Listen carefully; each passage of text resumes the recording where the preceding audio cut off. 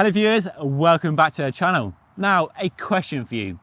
Do you actually need a road bike if a gravel bike, like this one here, can do your job just fine? Especially if you're not concerned, worried or interested in top speed. And don't worry guys, this isn't another gravel versus road bike video. Loads of other channels have done that topic to death, I know. So I've been riding this new Grail from Canyon for the last few weeks. You might have seen my review on the bike as a gravel bike, linked up above and down below in the description. But it's got me wondering if it can be the ideal winter bike, which is a very particular UK trend, and it's very relevant right now because it's October at the time of making the video, and we're moving into winter, so it's getting colder, darker, and the roads, as you can see, are covered in leaves.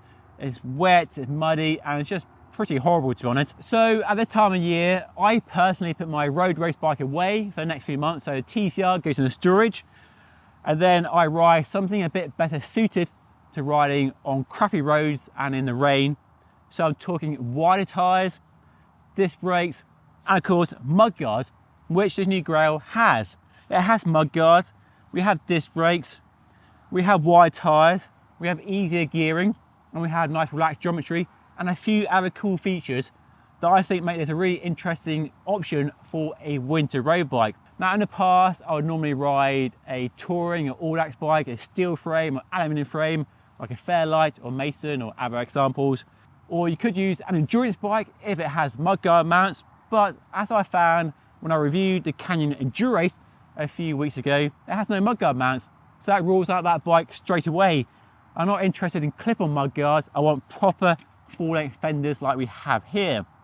So for the last few years, I've been looking at gravel bikes and really like stroking my chin and thinking, that's a good looking winter road bike.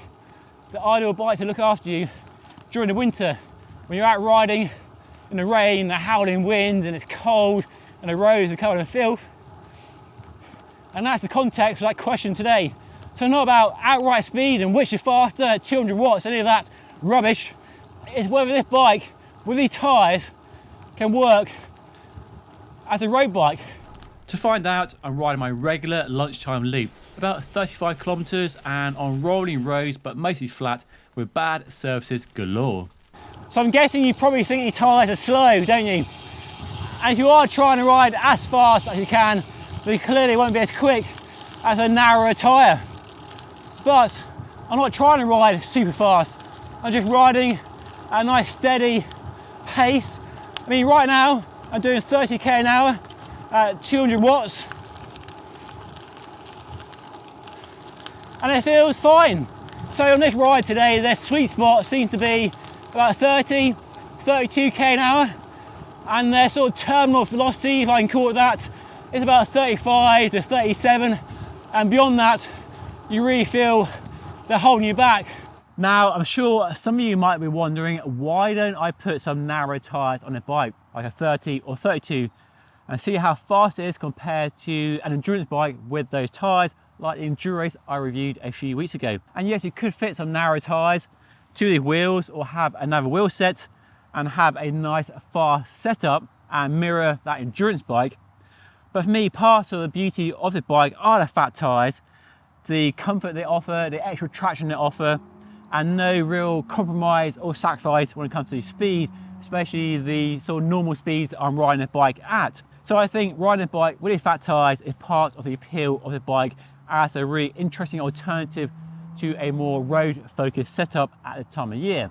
And what the tyres are doing really well is smoothing out of the bumps. Got 30 psi in the back, 25 in the front, and this road I'm on now is a really bumpy road on a race bike. But this bike, so smooth. What bumps? As smooth as you like.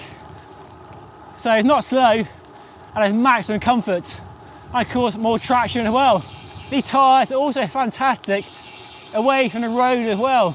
When you're doing canal towpaths, forest tracks, you have more freedom to explore, more opportunity to go where you want, not limited to just a road. And then, of course, the icing on the cake with this bike are the mudguards. Now, they are Canyon's own design, but they go on like a piece of cake. They took me 5 minutes to fit, and you remove them in seconds. Really ingenious design. and they're not rattling, they're not squeaking. They fit around the 42mm wide tyres, no robbing, no stones getting caught on the tyre and between the mudguard. They look good as well. And the beauty of the Canyon mudguards is they can be removed in seconds. So if you're going gravel riding in the weekend and don't need the mudguards, you can take them off, as I'll demonstrate. So first you undo that, and then you undo these quick release levers that go through the through axle.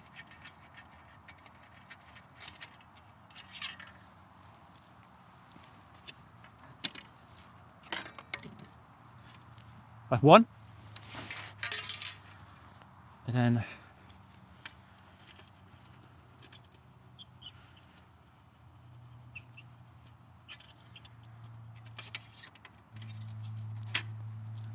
how cool is that?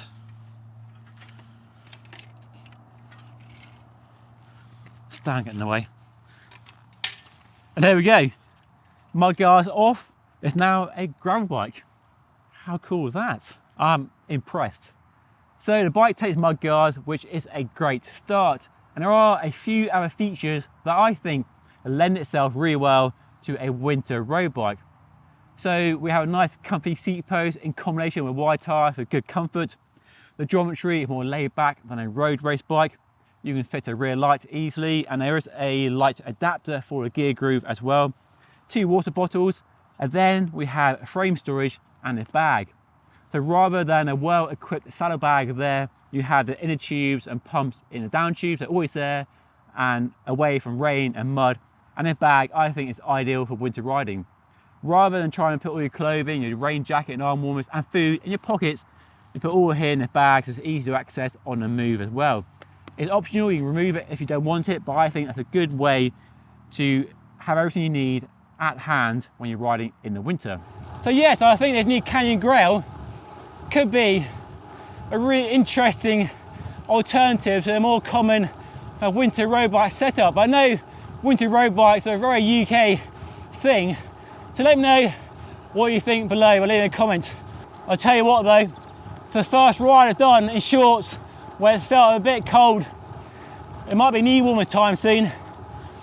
It's definitely turning, it's getting a bit cold. I'm not sure I'm ready for it really. Been a rubbish summer, and that's why bikes like this with fat tyres and mudguards mark that turning of the season from summer into winter, and it gets me excited to ride. I know the bike can look after me and keep me dry, keep me safe, keep me protected, and keep me pedalling. And that's no easy feat this time of year. And for me, this time of year isn't about smashing the Strava KOMs. It's about getting the miles in, keeping the legs ticking over, keeping that fitness where you want it. So when spring rolls around, you're ready to go, good to go for summer adventures you've got planned. It's about minimising any chance the bike lets you down, increasing that comfort, and just enjoying the experience as much as possible, because riding in the winter is tough, it's really hard. It really saps your motivation, your morale. So anything you can do on the bike front, the tech front, to give you a helping hand has to be a good thing really.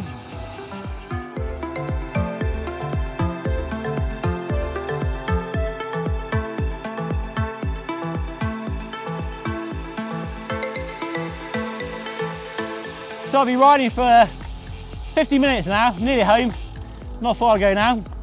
And I've been really impressed with the bike and the setup and the speed and the comfort. And I don't feel any slower, and I don't feel any more tired from lugging around in big tyres compared to my normal setup. So I really do think this bike could work as a winter bike.